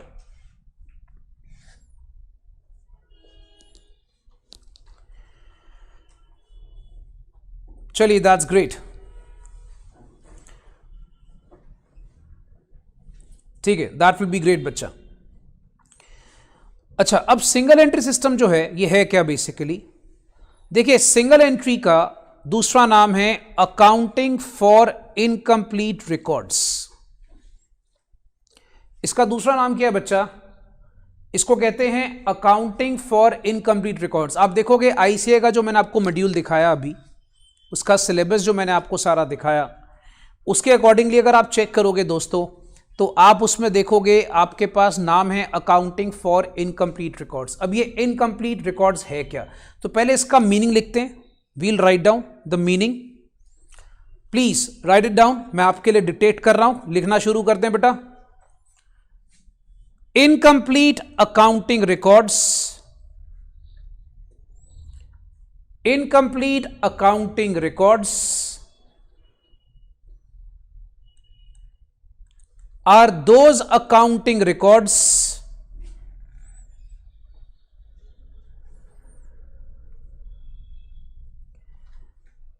which are at present are not complete, which at present are not complete according to double entry system, according to double entry system, which are not complete according to double entry system। देखो मैं आपको एक simple सा फंडा समझाता हूं। हम लोगों ने बचपन में एक चीज सीखी थी, डबल एंट्री, एक होती है सिंगल एंट्री। डबल एंट्री क्या सीखते थे? क्या था बेटा double entry? Anyone can say? Double entry के रूल क्या थे? Yes, good. हर ट्रांजैक्शन की 2 एंट्री होगी। कहते हैं अगर जिसका डेबिट है तो उसका क्रेडिट भी होता है। होता था ना? सिंगल एंट्री में कई बार ऐसा नहीं होता। अब आपको एक छोटी सी बात बताता हूं। सबसे बढ़िया एग्जाम्पल लेते हैं अपने घर का। आपने अपने मॉम को देखा होगा कि आपके पापा आपकी मदर को, अगर मदर हाउसवाइफ है तो ठीक है, रेगुलर बेसिस पे खर्चा देते हैं घर चलाने के लिए। आपकी मदर क्या करती है? कॉपी सी रख लेती है ऐसे करके, उसमें कॉलम्स बना लेती है। उस पर वो क्या करेगी, यार मेरे को आज इन्होंने इतना, मतलब फादर साहब को बोलते ना, ऐसे लेडीज बोलते इन्होंने, ऐसे करके, तो मेरी स्वीट हार्ट ने इतना खर्चा दिया ऐसे करके। मैंने आज अपने बेटे चिंटू को इतना पैसे दिए, मिंटू को इतने दिए, टिंटू को इतने दिए, सिंटू की स्कूल फीस बढ़ी और गंटू जो है वो पैसे लेके भाग गया। ठीक है, इस तरह करके खर्चे हम सारे रिकॉर्ड कर लेते हैं, करते हैं। तो उन्होंने क्या कोई जर्नल बनाया होता है? वो क्या लेजर बनाते हैं, जर्नल बनाते हैं, ट्रायल बनाते हैं, वो डेबिट क्रेडिट बनाते हैं? नहीं, वो एक सिर्फ रफ अकाउंटिंग करते हैं। पुराने जमाने में क्या होता था, आपने देखे होंगे बही खाते। लाल रंग की किताब होती थी, लाल रंग की सुंदर सी किताब होती थी, बही खाते बोलते थे उसको। हमारे दादाजी वगैरह उसको ना कहते थे लंडा लैंग्वेज। पता आप लोगों को, अकाउंट्स पहले लंडा लैंग्वेज में बनते थे, उल्टे बनते थे, और वो जो लैंग्वेज होती थी उसमें अकाउंट्स बनाए जाते थे। वो क्या डेबिट क्रेडिट बनाते थे? इतना पैसा आया, इतना पैसा गया। तो आपके अकाउंट्स जब इनकम्प्लीट नहीं होते और जब डबल एंट्री प्रिंसिपल्स को फॉलो नहीं करते, उसको हम कहते हैं सिंगल एंट्री सिस्टम। अब आप बोलोगे सर आजकल के ज़माने में ऐसा कहाँ होता है? आजकल तो सारे बंदे डबल एंट्री फॉलो करते हैं। नहीं बेटा, मैं आपको एग्जाम्पल देता हूँ, ज़रूरी नहीं है। एग्जाम्पल सुनो। सपोज कर लो हमारे जग्गू भैया हैं, मान लीजिए। अब जग्गू भैया एक छोटे से दुकानदार हैं, वो यार खाली अपनी रिसीव पेमेंट रिकॉर्ड करेगा, दैट्स इट। उसको क्या पड़ी है सारा कुछ बनाने की? वो क्या करेगा, मुझे इतने पैसे आए, मैंने इतने पैसे दिए, मेरे को रात को इतना पैसा बचा, बस मैं सुखी हूं। छोटा सा दुकानदार है यार। आपके नुक्कड़ पे पान की दुकान है, आप क्या एक्सपेक्ट करते? वो भाई साहब क्या सीए रख के बैठे होंगे? कल को आप सीए बन के काम मांगने पान वाले के पास चले जाओ? नहीं भैया, ऐसा नहीं करना। मेरी बात समझ में आ रही है? वो प्रॉपर अकाउंटिंग नहीं करते। तो जितने भी स्मॉल शॉपकीपर्स होते हैं वो कभी भी प्रॉपर फॉर्म में अकाउंटिंग नहीं करते हैं। तो उनकी जो अकाउंटिंग होती है उसे क्या कहा जाता है? Single entry system. राइट, ये बात सारे याद रखेंगे। अब इसमें एक फंडा है। पहला सवाल मन में उठकर आता है, सर जब अकाउंटिंग प्रॉपर फॉर्म में नहीं है तो हम लोग के सिलेबस में ये चैप्टर क्यों है? आईसीआई क्यों क्या पढ़ी है कि हमारे सिलेबस में ये चैप्टर डाल दिया जाए? देखो, इस चैप्टर में हम लोग पहले क्या सीखेंगे, क्या इस चैप्टर का ऑब्जेक्टिव क्या है? इस चैप्टर का ऑब्जेक्टिव ये है बच्चा, याद रखना, इस चैप्टर का ऑब्जेक्टिव ये होगा कि आपको ये सिखाया जाएगा इस चैप्टर में कि बेटा तुम्हारे अकाउंट इनकम्प्लीट हैं, तुम्हें उस इनकम्प्लीट को कंप्लीट कैसे करना है, राइट? तो इस चैप्टर में हमें यह सिखाया जाता है अगर किसी बंदे ने अकाउंट्स प्रॉपर तरीके से नहीं बनाए और कल को वो तुम्हारे पास आता है तो तुम्हें उसके अकाउंट्स कंप्लीट करने आने चाहिए, उसको प्रॉपर बनाना आना चाहिए, तभी उसको कहते हैं accounting from incomplete records. That means हम यहां पर इनकम्प्लीट से कंप्लीट को ठीक करेंगे। इस चैप्टर का ऑब्जेक्टिव ये है, राइट? ओके, सो ऑनलाइन स्टूडेंट्स बच्चा एक बार अपना मैसेज डाल दें, मीनिंग क्लियर। ऑनलाइन वाले बच्चे बेटा मीनिंग क्लियर का मैसेज डाल दें, जो घर से क्लास देख रहे हैं। बेटा आप लोगों को क्लियर है? बेटा मीनिंग क्लियर सबको? सिंगल एंट्री का मीनिंग क्लियर है सारे बच्चों को? नहीं आ रही है? ऑनलाइन में भी आती होगी, तब टीचर देखता नहीं होगा। ओके ठीक है, तो बच्चों ने ये एग्जाम्पल नोट करना बेटा जग्गू भैया वाला, कि याद रहेगा कि जग्गू भैया owner of small shop maintains a book of single entry system. बच्चा ऑनलाइन स्टूडेंट्स अगर वो जाग रहे हैं तो फटाफट से बता दें मीनिंग क्लियर। सोना नहीं दोस्त, चाहे ऑनलाइन हो चाहे ऑफलाइन हो। जग्गू भैया की फोटो तो नहीं बनेगी बेटा आप लोगों से इस टाइम पे। सारे बच्चा फटाफट से मैसेज एक डाल देना, meaning has to be clear.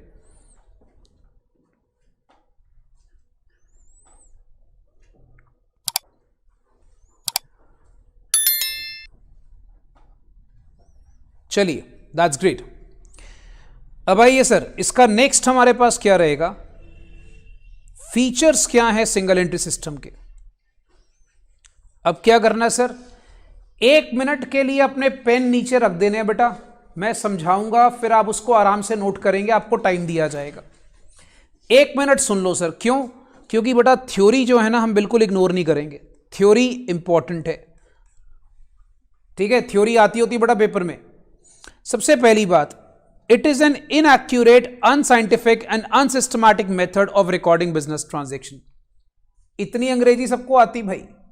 क्या इनएक्यूरेट मेथड है, अनसाइंटिफिक है मतलब जिसका कोई लॉजिक नहीं है, सिस्टमैटिक नहीं है, तभी सिंगल एंट्री है। Okay, number 1। Number 2, there is no uniformity in the nature of records, summary information maintained. The extent of records available depends upon the requirements, convenience, etc. in each firm. मतलब कोई भी genuine तरीके से आप books record नहीं करते हो, जैसे मर्जी आया किताबें रिकॉर्ड कर दी, कोई प्रॉपर ट्रांजैक्शन की रिकॉर्डिंग नहीं होती, कोई प्रॉपर ट्रांजैक्शन का रिकॉर्ड्स अवेलेबल नहीं होता, ठीक है? अपने कन्वीनियंस के हिसाब से हम अकाउंटिंग करना शुरू कर देते हैं, उसे क्या कहते हैं? Single entry system. जैसे ठीक लगा रिकॉर्ड कर दिया, कोई प्रॉपर मेथड प्रिंसिपल फॉलो नहीं करा। Next, generally there is no accounting record for real and personal accounts. इसमें हम एक्चुअली आपको बता देता हूं, इसमें हम ज्यादा नॉमिनल को ही रिकॉर्ड करते हैं, रियल पर्सनल रिकॉर्ड ही नहीं किया जाता। मैंने गुड्स बेचे, किसको बेचे ये नहीं पता, बेचे हैं बस खाली। बात समझ में आ रही है? मेरी साल की कितनी सेल हुई, मुझे प्रॉफिट कितना हुआ, मुझे लॉस कितना हुआ, ये नहीं पता लगता मुझे। अब वैसे भी खुद सोचो यार, आप लोगों ने कैश बुक करा हुआ है? कैश बुक एक रिसीव पेमेंट ही होता था, कभी वो प्रॉफिट लॉस बताता था आपको? नहीं, ठीक है? तो इसमें आप लोग क्या करते हो, यहां पर आप रियल और पर्सनल रिकॉर्ड्स रिकॉर्ड नहीं करते हो। अच्छा, उसके बाद cash book summary may not differentiate between personal business transaction of owners and partners. अब जैसे आप लोगों ने एक बचपन में कॉन्सेप्ट करा था, सेपरेट एंटिटी कॉन्सेप्ट। क्या सिखाते थे बेटा? ओनर अलग है, बिजनेस अलग है। ओनर जो पैसा देगा उसको कैपिटल मानेंगे, उसको लायबिलिटी बनाएंगे। सिंगल एंट्री में कुछ नहीं होता ऐसा। सिंगल एंट्री वाले बंदों ने कुछ नहीं करा होता, कहता है बिजनेस भी अपना, ट्रांजैक्शन भी अपनी, मैं भी अपना, सब कुछ अपना। ठीक है, तो उन लोग कोई डिफरेंशिएट नहीं करते, वो कोई सेपरेट एंटिटी कॉन्सेप्ट गया तेल लेने, कहां गया वो? तेल लेने, याद रखना। अच्छा, इसके अंदर जो प्रॉफिट कैलकुलेट करते हैं, profit under the system is only an estimate, hence the true and correct profits can not be determined. तो प्रॉफिट यहां पर क्या होता है? सिर्फ एक अंदाजा होता है। बात समझ में आ गई बेटा? प्रॉफिट क्या है? सिर्फ एक अंदाजा, एक तुक्का है कि प्रॉफिट हमने कैलकुलेट कर लिया, बट सही प्रॉफिट नहीं होता। इसी तरीके से जो आप यहां पर फाइनेंशियल पोजीशन की स्टेटमेंट बनाते हो, कोई बच्चा बता सकता है sir statement of financial position क्या होती है? Very good, balance sheet. कौन बोला? Good. Statement of financial position एक तरह की बैलेंस शीट होती है जो आपके एसेट्स और लायबिलिटीज को रिकॉर्ड करती है। ठीक है, और वो आपकी सही नहीं होती और यहां मैच भी नहीं करती। सिंगल एंट्री है ना यार, मैच नहीं करती। हाँ, वो अलग बात है कि हम लोग कॉमर्स स्टूडेंट, हम तो मैच करा देंगे बेटा, हमारे अंदर ये आर्ट है। बैलेंस शीट मैच करे ना करे पेपर में हम करा देते हैं, तो हम लोग भी सिंगल एंट्री कर रहे हैं। याद रखो, हमारा दोस्त एक होता था, याद करो कौन सा दोस्त था? Suspense account. जब बैलेंस शीट मैच नहीं करती एग्जाम में, सस्पेंस अकाउंट की याद आती है। ठीक है, तो याद रखिएगा, यहां की जो बैलेंस शीट है वो नॉर्मली मैच नहीं करती, बिकॉज आपका डेटा कंप्लीट नहीं होता। तो ये 5 फीचर्स आपने सिंगल एंट्री के नोट करने बेटा। ऑनलाइन स्टूडेंट्स जैसे ही नोट कर लेंगे, आपने सिर्फ एक मैसेज डालना है, नोटेड एंड क्लियर, राइट। और ऑफलाइन आप मुझे बता देंगे बेटा।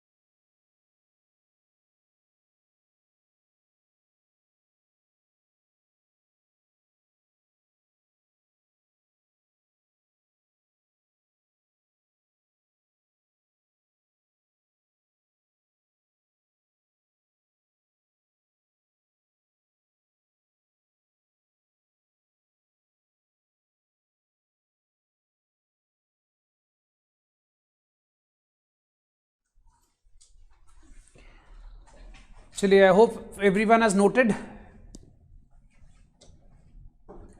ठीक है दोस्त, इसके बाद सिंगल एंट्री, यस बच्चा, इट्स गुड।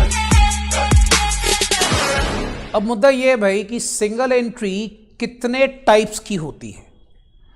ठीक है, अब ध्यान से देखिएगा बेटा, एक थ्योरी के लिए बड़ा इंपॉर्टेंट कॉन्सेप्ट है कि सिंगल एंट्री के टाइप्स क्या क्या होते हैं। आई होप सबने नोट कर लिए, राइट? तो मैं इसको हटा रहा हूं। सिंगल एंट्री के बच्चा टाइप्स क्या क्या होते हैं। सबसे पहले एक होती है प्योर सिंगल एंट्री, समझेंगे सारे बच्चे। प्योर सिंगल एंट्री क्या होती है? प्योर से वर्ड आ गया पी, पी से याद रखना, जहां पर सिर्फ पर्सनल अकाउंट्स मेंटेन किए जाते हैं। कौन से? इसमें हम लोग क्या मेंटेन करते हैं? सिर्फ और सिर्फ पर्सनल अकाउंट्स, इसमें बाकी मेंटेन ही नहीं करते। तो अगर आप सिर्फ पर्सनल अकाउंट्स मेंटेन करते हो, मतलब no data available even for cash and bank balances, assets, liabilities, income, expenditure, मतलब ये सिंगल एंट्री में क्या है? मेरी राम से क्या डील हुई है उसको रिकॉर्ड करना है, मेरी मोहन को मैंने क्या गुड्स बेचे उसको रिकॉर्ड करना है, कितना पैसा आया कितना पैसा गया नहीं मतलब है, बैंक में कितना बैलेंस है नहीं मतलब है, मेरे एसेट लायबिलिटी क्या है मुझे नहीं पता, मेरे इनकम खर्चे क्या है मुझे नहीं पता। ठीक है, इस मेथड को हम नॉर्मली रियल लाइफ में अप्लाई नहीं करते, तो याद रखना ये खाली थ्योरी के लिए आप इसको लर्न कर सकते हैं। बाय चांस आपसे पूछ ले प्योर सिंगल एंट्री क्या होती है। प्योर सिंगल एंट्री मतलब अकाउंटेंट ढक्कन है, याद रहेगा कि जो बंदा कौन है वो ढक्कन है, उसने कुछ रिकॉर्ड ही नहीं करना। अच्छा, उसके बाद एक होती है simple single entry. Simple single entry में क्या होता है बच्चा? इसमें ना थोड़े से पर्सनल अकाउंट्स और कैश बुक वगैरह मेंटेन किए जाते हैं। मतलब इसमें ये तो पता होता ना कि आपके पास कैश बुक में क्या क्या पैसा आया कितना पैसा गया, कैश की ट्रांजैक्शंस का पता होता है। बट यहां भी एक बहुत बड़ा ड्रॉबैक होता है, याद रखिएगा, assets, liabilities, income, expenditure not maintained.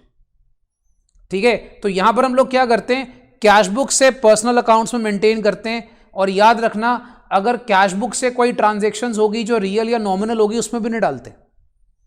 जैसे फॉर एग्जांपल मान लीजिए आप एंट्री करते हो ना कि भाई अपना कमीशन रिसीव्ड, कमीशन रिसीव की नॉर्मल एंट्री क्या होती है? कैश टू कमीशन, तो कैश बुक में उसकी एंट्री आ जाएगी, बट आप कमीशन अकाउंट ओपन नहीं करते। ठीक है, आप कैश में उसकी एंट्री कर रहे हो बट आप कमीशन अकाउंट ओपन नहीं कर रहे हो, तो मतलब इसमें asset, liability, income, expenditure record ही नहीं करना। तो ये आपकी होती है सिंपल सिंगल एंट्री। फिर एक आपके पास होती है कॉसी सिंगल एंट्री, सबसे ज्यादा ये फॉलो की जाती है। कॉसी सिंगल एंट्री में क्या होता है कि थोड़ा सा ये एक हिसाब से डबल एंट्री जैसा ही होता है। हम लोग जब यहां पे सीखेंगे हमने ज्यादातर कॉसी पे ही फोकस करना है। कॉसी मतलब हो गया जिसमें पर्सनल अकाउंट्स, कैश बुक, ठीक है, सब्सिडरी बुक्स, सब्सिडरी बुक बच्चों को याद है, सेल्स बुक, परचेज बुक वगैरह, हम वो सारा कुछ मेंटेन करते हैं। ठीक है, इसमें हम क्या करते हैं? डिस्काउंट्स अलाउड को या रिसीव को हम कैश बुक में रिकॉर्ड नहीं करते। जैसे आपको याद होगा कैश बुक, मैं थोड़ा सा मान के चल रहा हूं बच्चा तुमने बेस करा हुआ है, जैसे बच्चे याद करेंगे कैश बुक में हम क्या करते थे बेटा? कैश बुक में हम लोग वहां पर एक अपनी कॉलम बनाते थे, डिस्काउंट कॉलम। डिस्काउंट कॉलम ये वहां पे नहीं बनता। ठीक है, अच्छा, कुछ मेमोरेंडा इंफॉर्मेशन जो होती है वो मतलब कुछ रैंडम सी इंफॉर्मेशन होगी, इतनी इनकम इतने खर्चे, बट एग्जैक्ट नहीं होगा। Memoranda mean something which is not exact. मैं लिख देता हूं बच्चों के लिए, something which is not exact. तो एक रैंडम सी इंफॉर्मेशन होगी कि यार इतने खर्चे हैं, इतनी इनकम से। और याद रखना, इस मेथड को कई बार लोग डबल एंट्री के सब्स्टिट्यूट के तौर पे यूज कर लेते हैं। जो छोटे दुकानदार होते हैं, अगर उन्होंने पूरा डबल एंट्री नहीं फॉलो करना तो वो क्या फॉलो करना शुरू कर देते हैं? Quasi single entry. Right guys, so ये बातें बच्चे दिमाग में रखेंगे, इसीलिए हम इसको सिंगल एंट्री कहते हैं। क्या? Quasi single entry. और हम लोगों ने सारा का सारा ज्यादातर कॉसी सिंगल एंट्री पे ही फोकस करना है, प्योर और सिंपल थ्योरी के लिए। Is that clear guys? Okay, तो फटाफट से बच्चे नोट कर लें, और जैसे ही ऑनलाइन स्टूडेंट्स नोट कर लेंगे आप मैसेज डालेंगे टाइप्स क्लियर। सो बच्चा ऑनलाइन प्लीज बी रेडी, और आपने लिखना है टाइप्स क्लियर। क्या लिखना है मेरे बच्चा? Types clear. जैसे ही आप नोट कर लेते हैं, मैं वेट कर रहा हूं।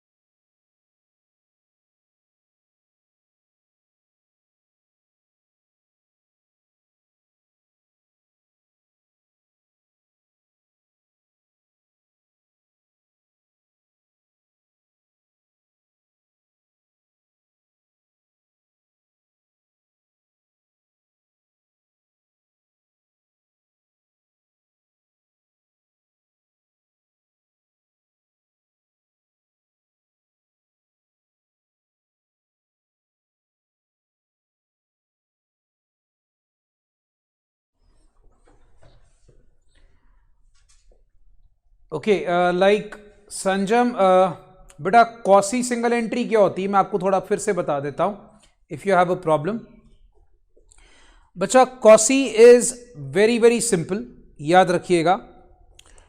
कॉसी बेसिकली क्या है, जिसमें आप सारी किताबें मेंटेन करते हो, बट इसमें आप क्या गड़बड़ करते हो, जैसे डिस्काउंट अलाउड और रिसीव्ड आप पर्सनल अकाउंट्स में रिकॉर्ड कर लोगे, बट आप कैश बुक में उसके कॉलम्स नहीं बनाओगे। मैं आपको छोटा सा एग्जांपल दे रहा हूं, बेटा ये सारे बच्चे सुन लेना कि कॉसी सिंगल एंट्री का थोड़ा सा एग्जांपल और डिटेल में दे रहा हूं। बच्चे 2 मिनट सुन लें कि कॉसी सिंगल एंट्री क्या है। जैसे फॉर एग्जांपल बच्चा, आपको पता है डिस्काउंट अलाउड की आप नॉर्मली एंट्री क्या करते हो, डिस्काउंट अलाउड टू कस्टमर, ये करते हो ना बच्चा, नॉर्मल एंट्री।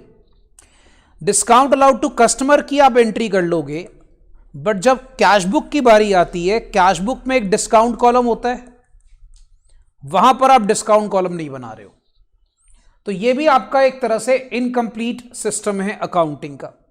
मतलब आपने एंट्री पास कर ली, हो सकता है आपने एंट्री पास कर ली पर्सनल अकाउंट में, कस्टमर के अकाउंट में रिकॉर्ड कर लिया डिस्काउंट अलाउड, बट आप कैश बुक में रिकॉर्ड नहीं कर रहे हो। या मान लो आपने इनकम्स या एक्सपेंसेस का प्रॉपर इंफॉर्मेशन रिकॉर्ड नहीं करा, राइट? आपने क्या करा, आपने सारे खर्चे इनकम्स का प्रॉपर इंफॉर्मेशन रिकॉर्ड नहीं करा। तो इस इंफॉर्मेशन को जब आप खर्चों की, इनकम्स की, आप प्रॉपर इंफॉर्मेशन रिकॉर्ड नहीं करते हो, डिस्काउंट अलाउड को कैश बुक में नहीं डालते हो। बट आप देखो, आप ऑलमोस्ट डबल एंट्री के सारे अकाउंट्स मेंटेन कर रहे हो। आप पर्सनल मेंटेन कर रहे हो, आप कैश बुक मेंटेन कर रहे हो, आप सब्सिडरी बुक्स मेंटेन कर रहे हो, राइट। बट यहां पर आप क्या मेंटेन नहीं कर रहे बच्चा? यहां पर आप बेसिकली नॉमिनल मेंटेन नहीं कर रहे। You are not maintaining the nominal part. So this is sort of quasi single entry. मतलब जहां पर आप कुछ ना कुछ गलतियां कर रहे हो, फिर भी किसकी गलतियां? आप नॉमिनल की गलतियां कर रहे हो। सो आई होप बच्चा इट्स क्लियर। तो संजय मिर्जा प्लीज अपना एक आंसर कर देना, दैट इज क्लियर। बेटा आप लोग में से किसी बच्चे को डाउट तो नहीं है कॉसी सिंगल एंट्री क्या होता है? बेटा main difference lies in nominal account. बच्चा main difference lies in nominal account, याद रखिएगा। We should say discount, actually discount is also nominal account, but we also do not record expenses incomes in a proper manner, याद रखना।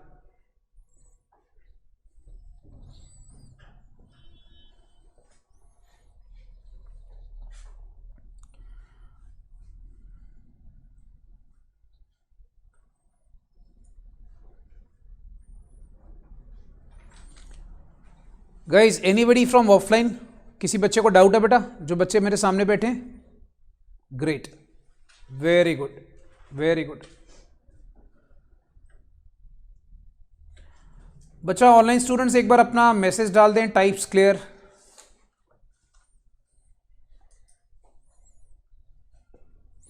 और noting करते जाना भाई, writing is necessary.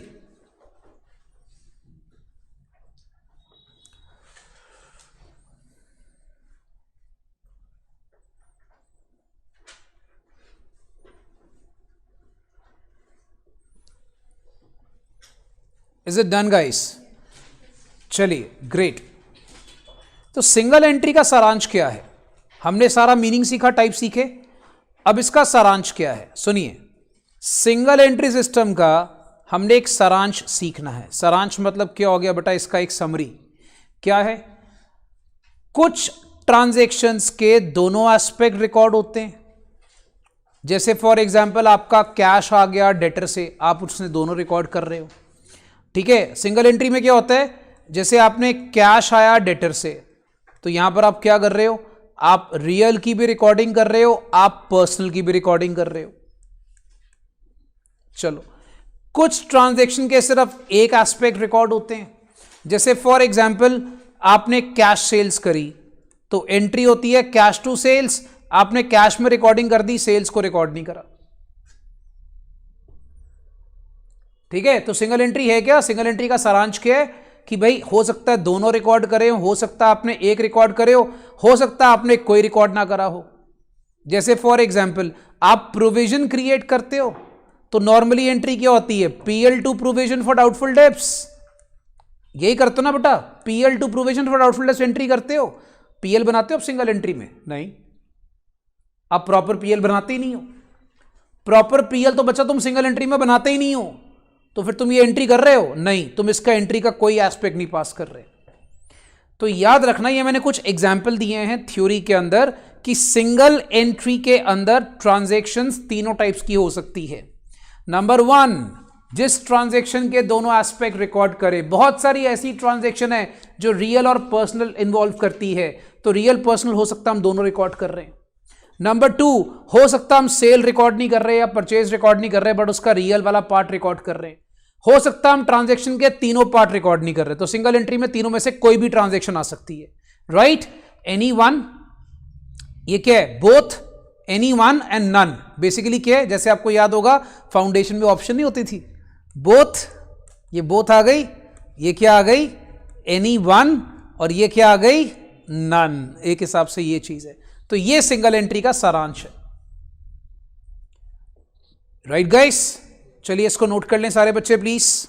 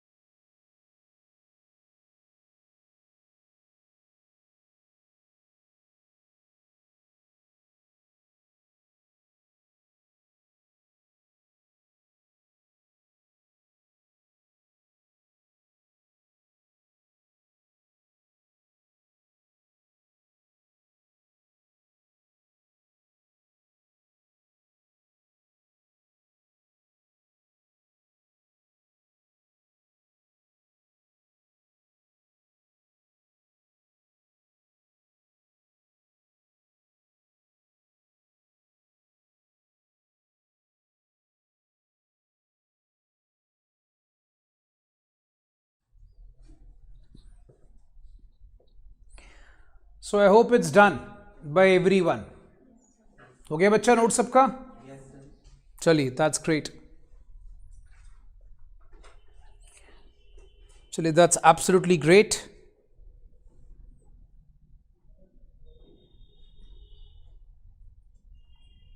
अब आइए सिंगल एंट्री के अंदर बच्चा हमारे पास कुछ होती है लिमिटेशंस। लिमिटेशंस का मतलब आप समझ सकते हैं disadvantages. Disadvantages, limitations single entry के अंदर बहुत सारे होते हैं। पहली लिमिटेशन क्या है भाई? तुम कोई भी अरिथमेटिकल एक्यूरेसी चेक नहीं कर सकते हो सिंगल एंट्री के अंदर। तुम्हारा कभी भी बैलेंस शीट मैच नहीं करेगा। तुम्हारे एसेट लायबिलिटी एक्यूरेट है कि नहीं है तुम्हें नहीं पता लगेगा। तुम्हारे प्रॉफिट सही है कि नहीं तुम्हें नहीं पता लगेगा। तो तुम क्या बिजनेस में कभी अच्छा ट्रू फाइनेंशियल परफॉर्मेंस जज कर पाओगे? नहीं। सिंगल एंट्री के बहुत सारे ड्रॉबैक्स हैं। अब इसीलिए आपको यह काम सौंपा जाता है कि अगर किसी ने अकाउंट सिंगल एंट्री से बनाया हुआ तो उसको डबल एंट्री में कन्वर्ट करो। यह काम हमारा होता है अकाउंटेंट का, एक सीए स्टूडेंट का, कि अगर किसके अकाउंट्स गलत हैं तो उसको ठीक करते हैं। याद रखना, हमारे जितने भी लॉज हैं, कानून सिंगल एंट्री को रिकॉग्नाइज नहीं करते। जैसे इनकम टैक्स एक्ट, आपको मैं बेस्ट एग्जांपल देता हूं।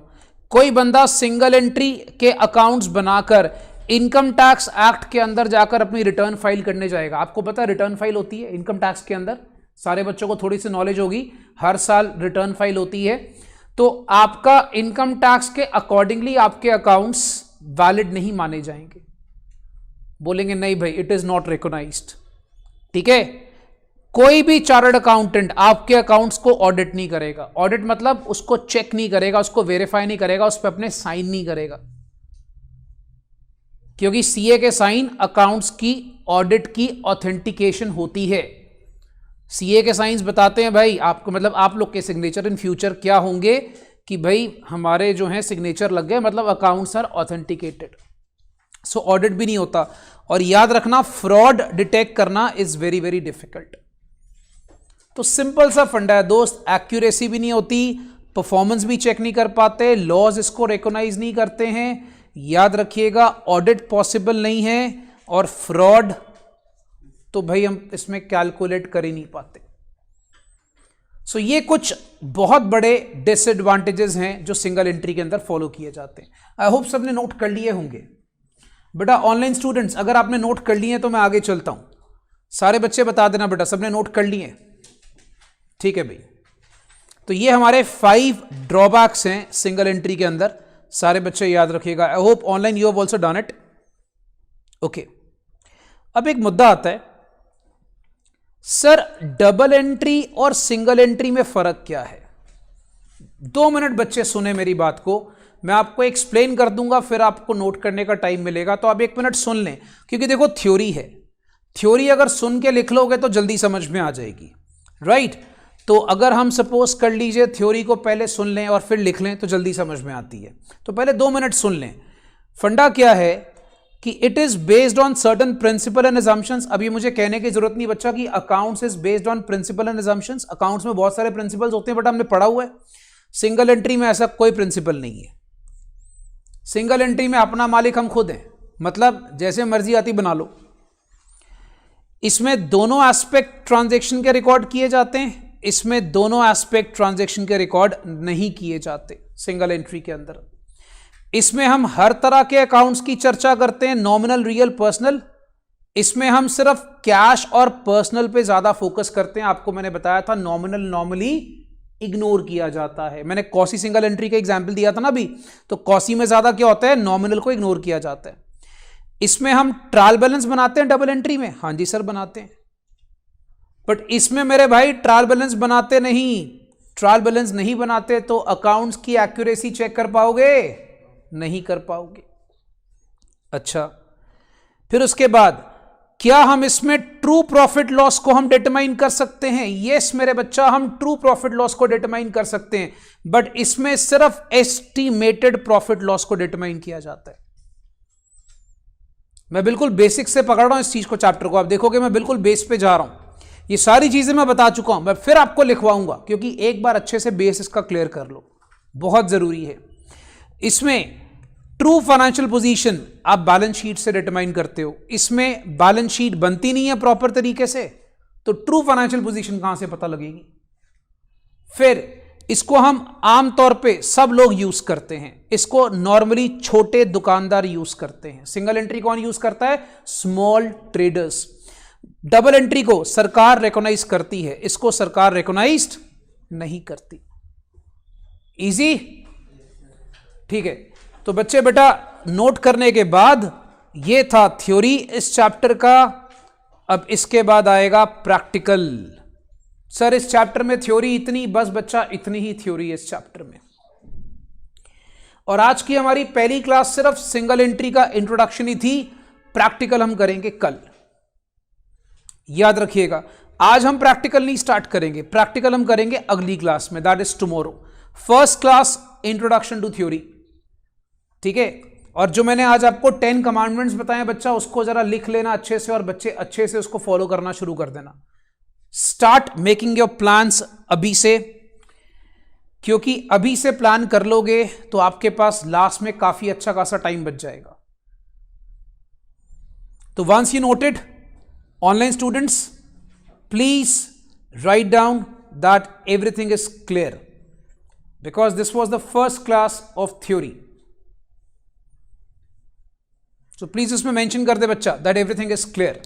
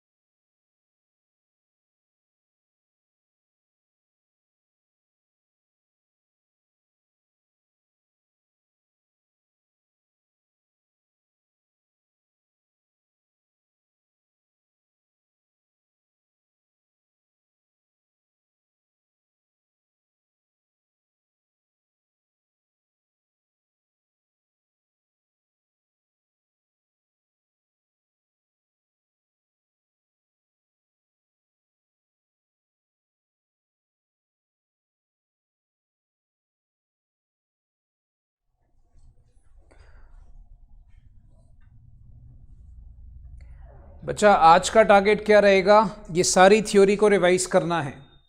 Make this point very clear, because आज मुझे आपको थोड़ा सा सिलेबस के बारे में पहले बताना था, तो we are doing with very nominal part today, just very basic part. So बच्चे बस याद रखिएगा कि आज का टारगेट है ये सारी की सारी थ्योरी को रिवाइज करना है। मैं बच्चों को पहले से बता देता हूं बेटा, हमारी क्लास जो है वो आज लगी है 28, 29, 30 ऑफ दिसंबर को हमारी क्लास होगी 1 बजे। फिर उसके बाद 31 और 1 को हमारा ऑफ रहेगा। ठीक है बच्चे, उस 2 दिन जो है अपना न्यू ईयर सेलिब्रेट करें। बड़ी मुश्किल से कोविड वाले साल से हमें छुटकारा मिला है। ठीक है, आई होप अगले साल बच्चों को कोई टेंशन नहीं होगी। एंड फिर 2 जनवरी से हमारी क्लास दोबारा से 1 बजे स्टार्ट होगी। सो बच्चे रूटीन याद रखना, 28, 29, 30 3 दिन क्लासेस, फिर आपके पास 31, 1 ऑफ, देन 2 ऑनवर्ड्स फिर से क्लास है। राइट तो मैंने आपको अगले हफ्ते का स्केड्यूल अभी बता दिया। ये क्या था? प्लानिंग। समझ में आई बात? और इस प्लान को हम लोग एग्जीक्यूट भी करेंगे। चलिए,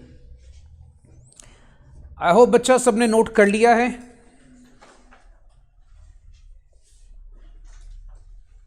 सो guys you can take a break, then you have a costing class. तो सारे बच्चे ब्रेक ले सकते हैं and then you have a cost class. ठीक है बच्चा, is it done? Thank you, thank you guys, bye bye, see you. Online students ने नोट कर लिया बच्चा? Okay bye, see you, thank you, bye bye.